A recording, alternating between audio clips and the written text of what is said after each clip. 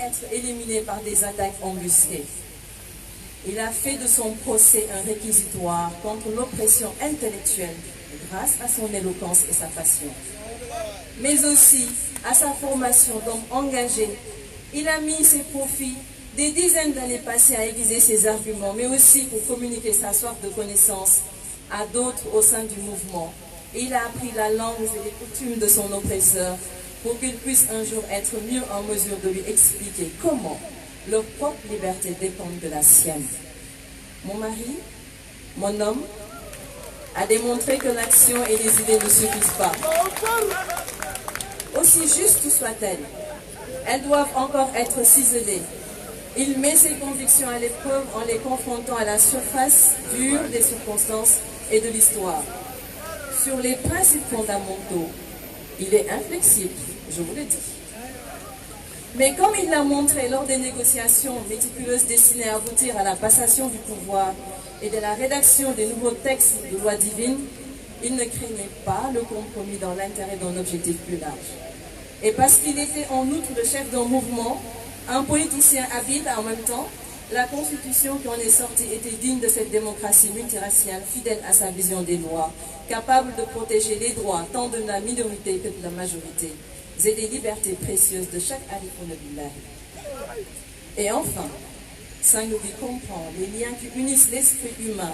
Il sait que nous sommes tous unis par des liens invisibles, que l'humanité repose sur un même fondement, que nous nous réalisons en donnant de nous-mêmes aux autres et en veillant à leurs besoins. Nous ne saurons jamais jusqu'à quel point ce sens lui est inné. Non seulement il incarne la paix, mais il a aussi appris à des millions d'autres à découvrir cette vérité en eux. Il faut un homme comme Sangobe pour libérer non seulement le prisonnier, mais aussi le geôlier. Pour montrer que nous devons faire confiance aux autres afin qu'ils puissent nous rendre l'appareil. Pour apprendre à tous que la réconciliation ne signifie pas seulement ignorer un passé cruel. Mais il y a aussi à faire face en le contrant par l'inclusion. La générosité et la vérité, Sangobe a confirmé les lois autant qu'il changea les esprits. Pour le peuple sénégalais, pour ceux qui ont trouvé une source d'inspiration en notre vénéré cher, notre ziara que voici est à juste titre une période de célébration dans sa vie de guide suprême. Mais je crois que son quotidien devrait aussi nous inviter à une réflexion personnelle, avec honnêteté. Quelle que soit notre situation, nous devons nous demander jusqu'à quel point ai-je appliqué ces leçons dans ma vie personnelle.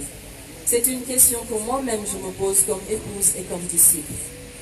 Nous savons que, comme le Sénégal, les pays africains ont dû surmonter des siècles d'assujettissement. Et comme ce fut le cas ici, il a fallu consentir des sacrifices. Le sacrifice d'innombrables personnes connues et inconnues afin de voir se lever l'aube d'un jour nouveau.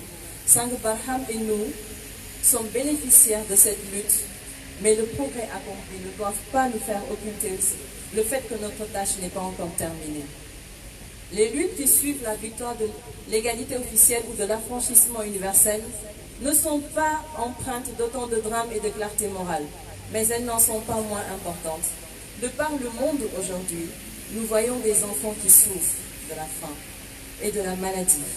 Nous voyons encore des gens sans perspective d'avenir. De par le monde d'aujourd'hui, des hommes et des femmes sont encore emprisonnés en raison de leurs convictions religieuses et persécutés en raison de leur appartenance. De la même manière, des personnes sont emprisonnées parce qu'ils n'ont pas le droit de prier par-ci et par-là. Cela se produit aujourd'hui même. Nous aussi, aujourd'hui, nous devons agir comme Sang Barham au nom de la justice. Nous aussi, nous devons agir au nom de la paix. Il y a trop de gens qui embrassent avec enthousiasme le legs de la réconciliation, mais qui résistent farouchement aux réformes, même les plus modestes qui relèveraient le défi de la pauvreté chronique et de l'inégalité croissante. Il y a trop de dirigeants qui proclament leur solidarité avec la lutte de Sang Barham pour la liberté, mais qui ne tolèrent pas la dissension dans leurs disciples. Il y a trop de gens parmi nous qui restent sur la touche, à l'aise dans la complaisance ou le cynisme quand nos voix devraient se faire entendre. La question qui se pose aujourd'hui est de savoir comment promouvoir l'égalité et la justice, comment faire respecter la liberté et les droits de l'homme, Comment mettre un terme au conflit, à ces questions dont les réponses ne sont pas faciles? Mais les réponses n'étaient pas faciles non plus pour Sango Barham, cet enfant de Tchakotofjord, né en 1958. Notre guide nous rappelle qu'une tâche semble toujours impossible jusqu'à ce qu'elle se réalise. Fidiano Sidrin prouve cette vérité. Notre mouvement prouve que nous pouvons changer, que nous pouvons choisir un monde défini, non par nos différences, mais par nos espoirs communs. Nous pouvons choisir un monde défini, non par le conflit, mais par la paix, la justice et la chance de réussir. Nous ne verrons plus jamais un homme comme Sango Barham. Mais permettez-moi de vous dire ceci, jeunes Sénégalais, jeunes d'Afrique et jeunes du monde entier. Vous aussi, vous avez un exemple à suivre. Il y a plus de 15 ans, lorsque moi j'étais étudiante, j'ai entendu parler du Cheikh et des arguments qu'il livrait. Et cela a éveillé en moi quelque chose. Cela m'a ouvert les yeux à mes responsabilités envers autrui et envers moi-même.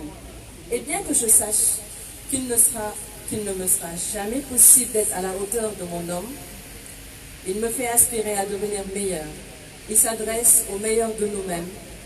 Quand nous aurons écouté ce grand libérateur qui parlera tout à l'heure, et que nous aurons regagné nos villes et nos maisons, et repris le train-train quotidien de nos vies, essayons de trouver sa force, essayons de trouver sa générosité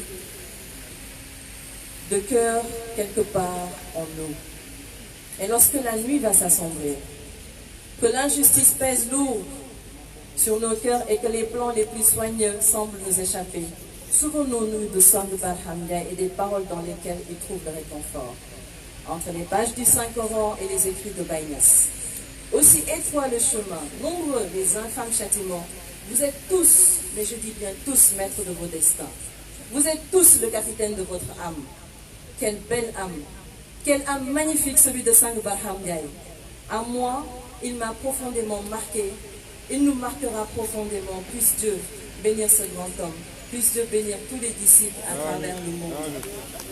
Sango Barham, man sa taalibe sa soxna maa ngi lay gërëm maa ngi lay sant bu baax ndax da nga def ci man ab taalibe wax dëgg fa yàlla aw ma sa fay bëgg naa la nag ba fu bëgg yam salaamaaleykum.